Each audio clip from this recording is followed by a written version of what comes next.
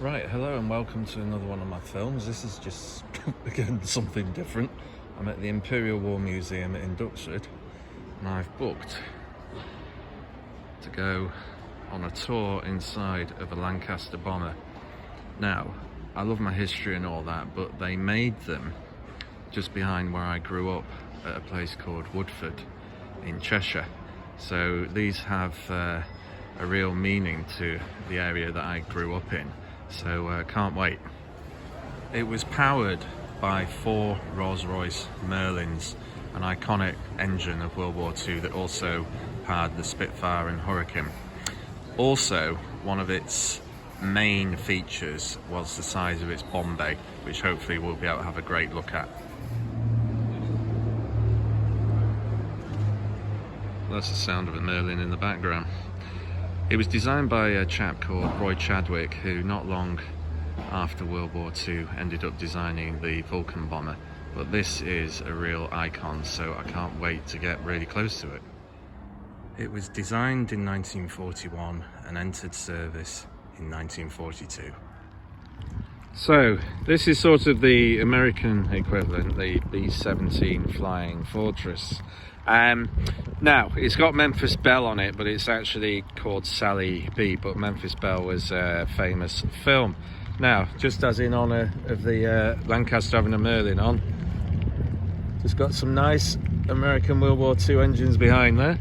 But the loss rate for both Bomber Command and for the Americans was just shocking, over 50%. So these were very brave men who went and fought in these planes.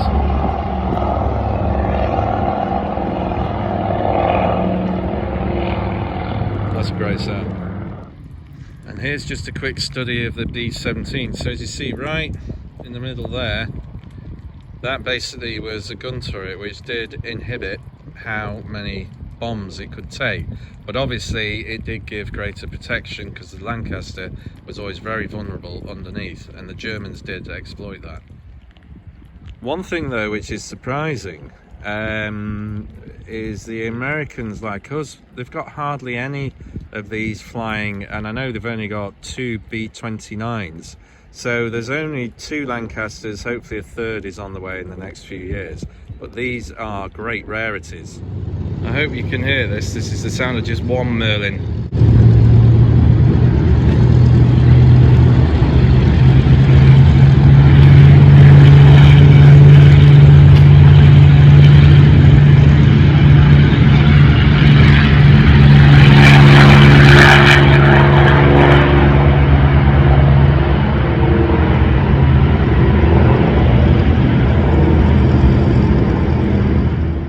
Obviously we're going to be allowed a little closer than usual, but I don't want to be doing my talking over the tour and someone who really knows what they're on about, so I'll just put in some shots as and when to show you some of the angles you might not normally see.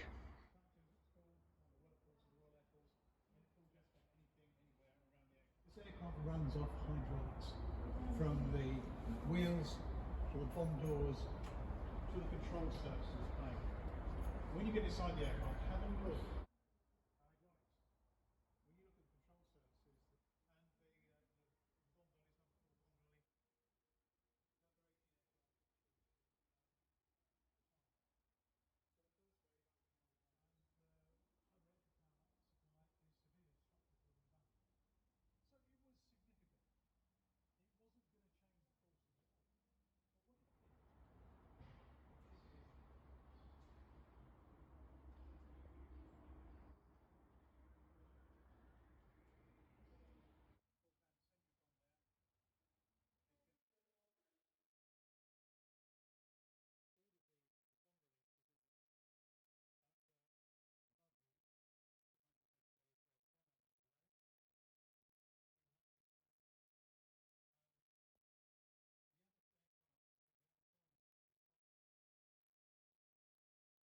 Grand Slam filled the entire bomb bay of Lancaster. You had to take the doors off.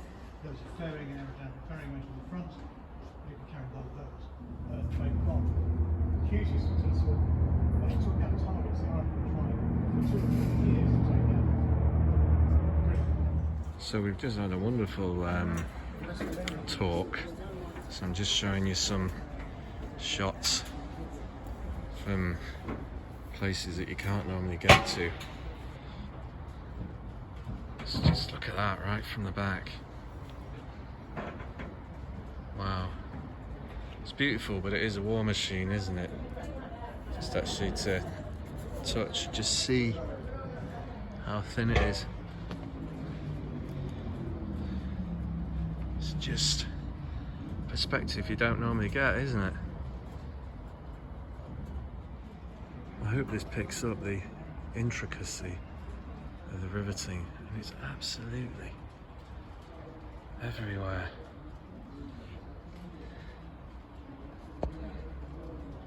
Wow.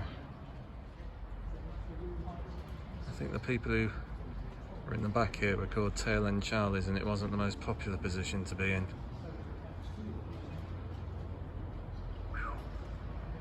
Imagine being stuck in that for 9 or 10 hours.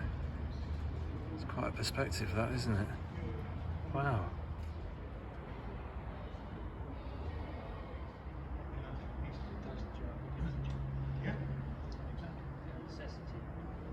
Yeah.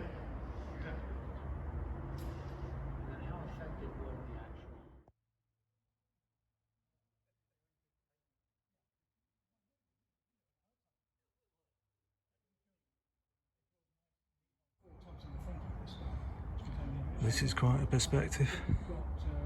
Wow. It's absolutely brilliant, this. It's just incredible, this engineering. I mean, this is, what, 80 years old now?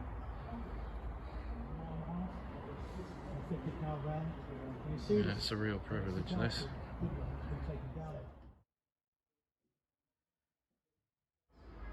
So here's Roy Chadwick in 1941.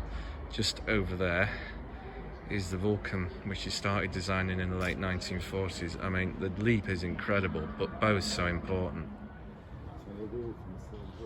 Yeah, we're just really enjoying this. There's me and a great chap just getting every angle you can, because this doesn't happen very often.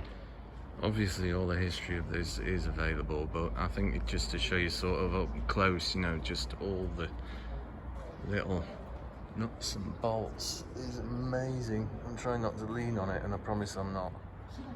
So this aircraft was delivered in 1944. It was Royal Canadian Air Force, but in a nutshell, early in 1945 it hit some severe weather. One of the crew bailed out and hit the tailplane with such force that it had to be repaired, and as a consequence didn't actually fly in anger. I have asked to sort of wander around a bit, and I am been very respectful, but some of the shots are just amazing.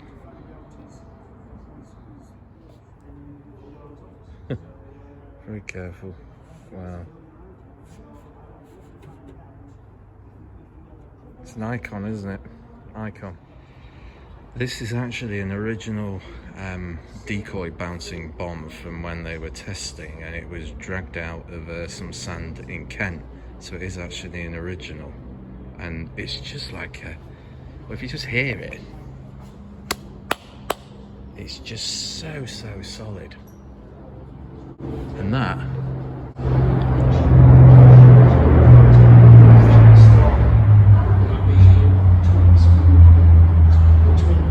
is the sound of one of them flying. Right, I'm now about to do something only people like Guy Martin and Ewan McGregor get to do. I'm actually going to go on board. Right, here we go. Didn't expect to do this. Walking on to, wow, Lancaster. Okay. Just watch your head as you come up. So. Good job. No, you're saying that. Oh, right, we stand it. No, that's fine. Sorry. Wow. It's going to be much bigger. Yes. So the first impression is, how would you like to spend up to 8 hours in here? Oh, 8 hours at night in the dark. Yes. Oh, in this bit you might be about -25. A black instrument panel with 4 red buttons.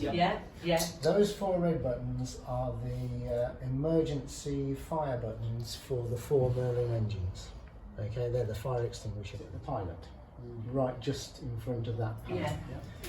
He was on a dais, raised up on a dais, and then he sat on, I call it, describe it as a bar stool. It's a bit like a bar stool, if you've seen pictures of it. And Stephen might have shown you some. Yes, he did, yeah.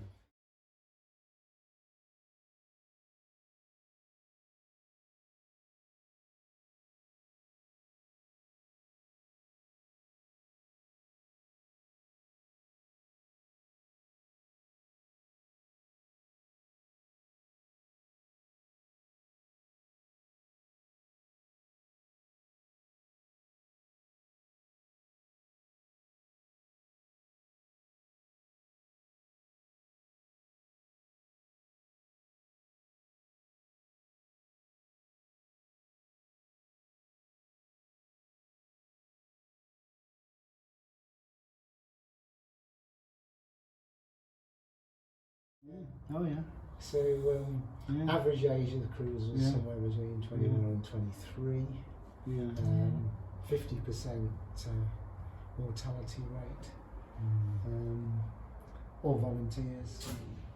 Right, so just from where we've got in, so that's the top of the bomb bay, and we go up to the first wing strut, then that is the second wing strut, then just where you can see that bit of black is the back of the cockpit, and if you can just see those red buttons, that is the front of the plane, but it actually goes up nearly 6 feet, and the poor flight engineer, they were saying, had to basically clamber around all this, so it's incredible to be in here.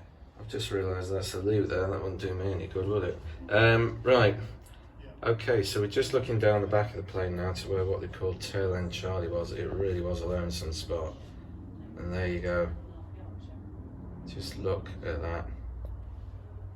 So just what a privilege to be in here. Well, that was one of those, well, didn't expect it, can't believe it, what an experience. So thank you very much to Stephen and Lawrence for the tour they gave us, and I hope you've enjoyed what is just, to me, an iconic bit of history.